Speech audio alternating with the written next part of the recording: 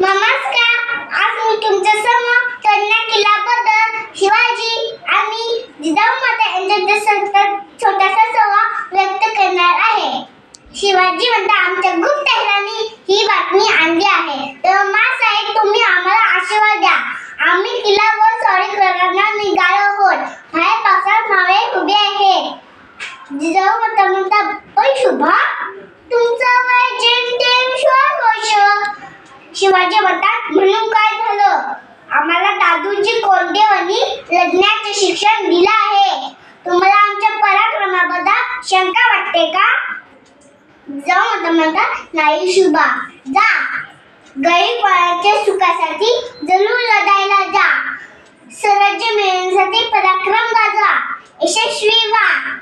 जिजाऊ म्हणतात, देवी शिवाई, माझ्या शुभाचं रक्षण कर.